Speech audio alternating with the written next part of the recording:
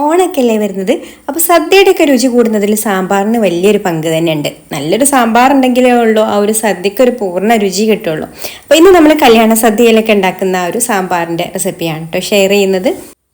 അപ്പോൾ ആദ്യം നമുക്കിതാ തുവരപ്പരിപ്പ് ഒന്ന് വേവിച്ചെടുക്കണം. അപ്പോൾ ഞാനിവിടെ 1/4 കപ്പ് പരിപ്പ് കഴുകി എടുത്തിട്ടുണ്ട് കേട്ടോ. ചെറിയൊരു അളവിലാണ് ഞാൻ ചെയ്യുന്നത്. ഇപ്പോൾ കുക്കറിലാണ് പരിപ്പ് വേവിച്ചെടുക്കുന്നത്. പരിപ്പ് കഴുകിയിട്ട് കുക്കറിലേക്ക് ഇട്ട് കൊടുത്തിട്ടുണ്ട്. ഇനി നമുക്കിതിലേക്ക് ഒരു 3/4 ഗ്ലാസോളം വെള്ളവും കൂടെ ഒഴിച്ചു കൊടുക്കുന്നുണ്ട്. ഇനി നമുക്കിത് പെട്ടെന്നൊന്ന് വെന്ത് കിട്ടാൻ 1-2 വിസിലിന് തന്നെ വെന്ത് കിട്ടാൻ വേണ്ടിയിട്ട് 1 ടീസ്പൂൺ വെളിച്ചെണ്ണ കൂടെ ഇതിലേക്ക് ചേർത്ത് കൊടുക്കുന്നുണ്ട്. അപ്പോൾ വെളിച്ചെണ്ണ ചേർത്ത് കൊടുക്കുകയാണെന്നുണ്ടെങ്കിൽ പരിപ്പ് പെട്ടെന്ന് വെന്ത് കിട്ടും കേട്ടോ.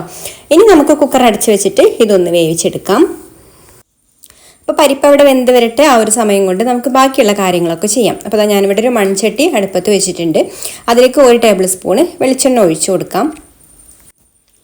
ഇനി നമുക്കിതിലേക്ക് ആദ്യം കട്ട് ചെയ്ത് വെച്ചിട്ടുള്ള മുരിങ്ങാക്കായയും പച്ചമുളകും ചേർത്ത് കൊടുക്കാം. ഞാനിവിടെ 1 മുരിങ്ങാക്കായയും 1 പച്ചമുളകും എടുത്തിട്ടുള്ളൂ കേട്ടോ. അത് ചേർത്ത് കൊടുത്തിട്ട് ഇതുപോലെ നന്നായിട്ടൊന്ന് വഴറ്റി കൊടുക്കണം.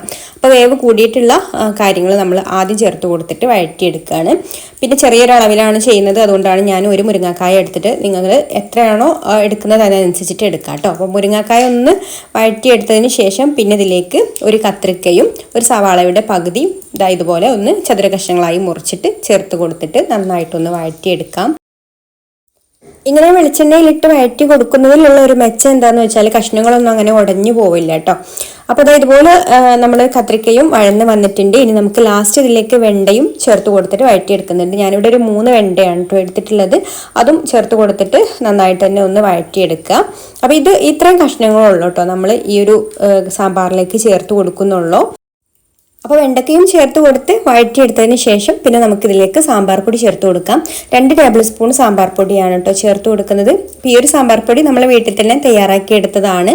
അപ്പോൾ കഴിഞ്ഞ ദിവസം 2 ദിവസം മുമ്പ് നമ്മളിത് പോസ്റ്റ് ചെയ്തിട്ടുണ്ട് ഈ ഒരു റെസിപ്പി. അപ്പോൾ കണ്ടിട്ടില്ലാത്തവരൊന്ന് കണ്ടു നോക്കുക കേട്ടോ. ഏകദേശം 10 ലക്ഷത്തോളം ആൾക്കാർ കണ്ടിട്ടുണ്ട് ആ ഒരു റെസിപ്പി. സാമ്പാർ പൊടിയുടെ നല്ല പെർഫെക്റ്റ് ആയിട്ടുള്ള റെസിപ്പി തന്നെയാണ്. ഇതിൽ നമ്മൾ മഞ്ഞൾപ്പൊടി അടക്കം ചേർത്ത് കൊടുത്തിട്ടുണ്ട്. അതുകൊണ്ട് ഇതിലേക്ക് വേറെ ഒരു പൊടികളോ ഇനി ചേർത്ത് കൊടുക്കേണ്ട ആവശ്യമില്ല. നല്ല ഫ്ലേവർ ആയിട്ടുള്ളൊരു സാമ്പാർ പൊടി തന്നെയാണ് കേട്ടോ. ഇനി സാമ്പാർ പൊടിയും കൂടി ചേർത്ത് കൊടുത്തിട്ട് ലോ ഫ്ലെയിമിൽ വെച്ചിട്ട് ഇതുപോലെ കുറച്ച് സമയം ഒന്ന് വഴറ്റിയെടുക്കണം.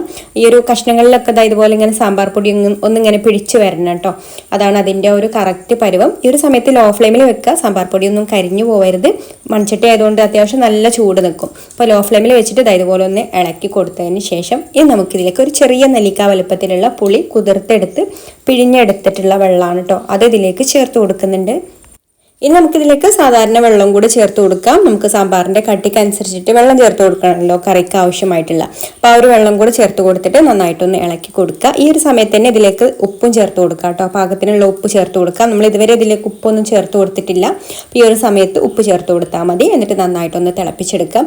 ഇതെല്ലാ കഷ്ണങ്ങളും പെട്ടെന്ന് വെന്ത് കിട്ടുന്ന ഒരു കഷ്ണങ്ങളാണ്. അതുപോലെ ഒന്ന് വഴറ്റിയെടുത്തത് കൊണ്ട് പെട്ടെന്ന് ഉടഞ്ഞു പോവില്ല കേട്ടോ. മുരിങ്ങാക്കായ ഒന്നും ഒട്ടും ഉടഞ്ഞു പോവില്ല ഇങ്ങനെ ചെയ്യുകയാണെന്നുണ്ടെങ്കിൽ.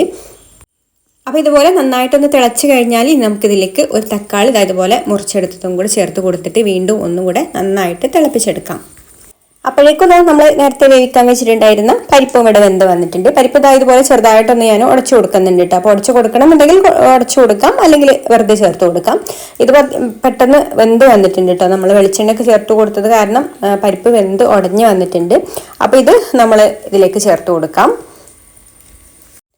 പിന്നെ വെള്ളം ആവശ്യമാണെന്നുണ്ടെങ്കിൽ നമുക്ക് കട്ടിക്കനുസരിച്ചിട്ടുള്ള വെള്ളം കൂടി ചേർത്ത് കൊടുത്തിട്ട് തിളപ്പിച്ചെടുക്കാം.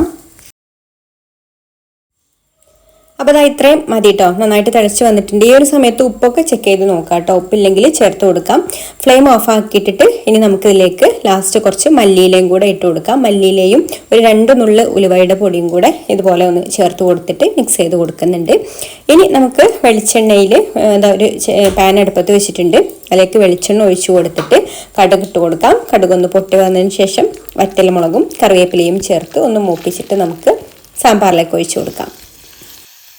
അപ്പോൾ ഇത്രയുള്ള നമ്മുടെ സദ്യ സ്പെഷ്യൽ സാമ്പാർ ഇവിടെ റെഡി ആയിട്ടുണ്ട്. അപ്പോൾ എല്ലാവരും ഒന്ന് ട്രൈ ചെയ്ത് നോക്കിയിട്ട് ഫീഡ്ബാക്ക് ഒക്കെ അറിയിക്കണേ. വീഡിയോ ഇഷ്ടമായിട്ടുണ്ടെങ്കിൽ ലൈക്ക് ചെയ്യാനും ഷെയർ ചെയ്യാനും അതുപോലെ നമ്മുടെ ചാനൽ സബ്സ്ക്രൈബ് ചെയ്യാതെ കാണുന്നവർ സബ്സ്ക്രൈബ് ചെയ്യാനും മറക്കരുത് കേട്ടോ. അതുപോലെ ഫേസ്ബുക്കിലാണെന്നുണ്ടെങ്കിൽ പേജ് ഫോളോ ചെയ്യാനും കൂടി മറക്കരുത്.